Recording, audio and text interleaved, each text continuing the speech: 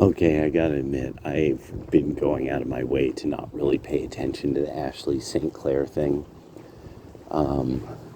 Yeah, I'll be checking it all out. Yeah, because I know at some point somebody's gonna cover it. I won't be able to resist. I saw a video this morning that I really liked how this dude picked up on exactly what the deal is. This is nationalism is the future, and there's a certain level of frankness that's starting. Candor and frankness is starting to have its effect. So the got this issue of a man who his father was like mega murked by terrorists who were just about to be released. 9 years ago, his father got murked. His father was an Jewish American school teacher. They were the ultra liberal. He marched with Martin Luther King. These are the ultra liberal Jewish people who really believed in it. The left doesn't get how important these people are to them. The Democrats and the progressives and the present left, as Eric Hoffer has pointed out, are now a mass movement. And they're shedding more and more people as the movement purity happens. They've also, of course, made it, now it's become absolutely clear that they were coordinating in ways that are seen as unethical, immoral, and nefarious, and possibly nefarious as well, and illegal. Propagandizing, skewing elections, possibly messing with voter rolls, and now we're finding money, the money trail. Over the next 2 years, there's a lot of people are going to get into mega trouble. It's going to be absolutely fascinating. At this point, I do think we will see legitimately military tribunals. I do think those will happen at this point. I did not think that before. Everybody knows I was all about it, all about the golden guy. Well, now in Israel, the liberal Jews, this one guy was making this thing. He's just done, and it had very little kind of emotional. I don't know. It wasn't propelled by emotions.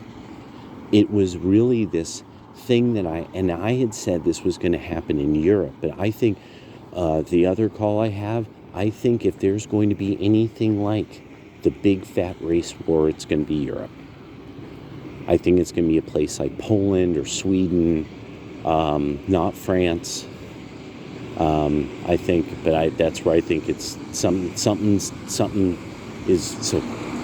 brewing that's very bad. Something is brewing that is not good, and the only thing that they could count on is if Brussels yields to nationalists getting elected, which they can't. They're the last stronghold for whatever big giant industrial corporate plans are and stuff. It's Brussels and the EU, because they don't have to get elected to run that continent.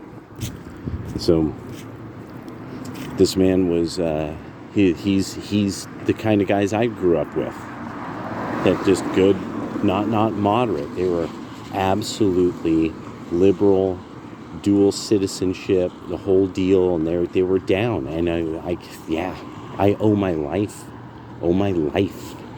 to one of these guys.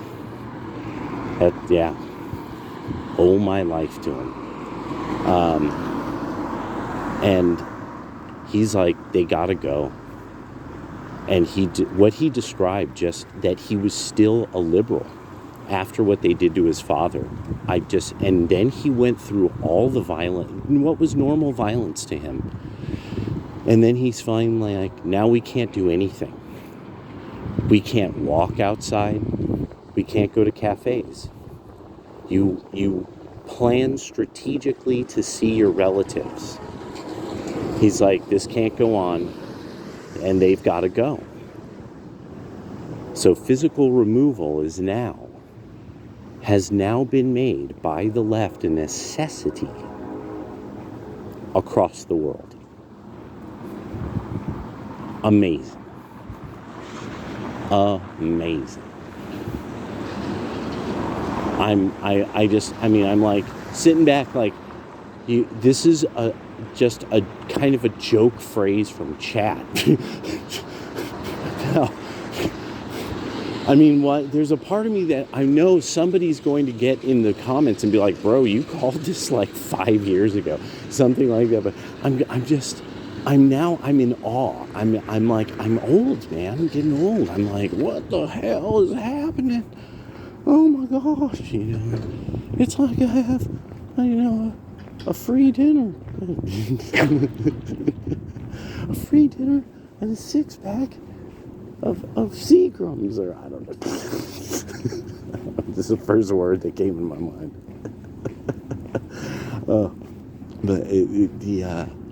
But yeah, the physical removal here, physical removal in Sweden, physical removal, and now liberals in Israel saying that there must be physical removal, or we just can't live. Amazing.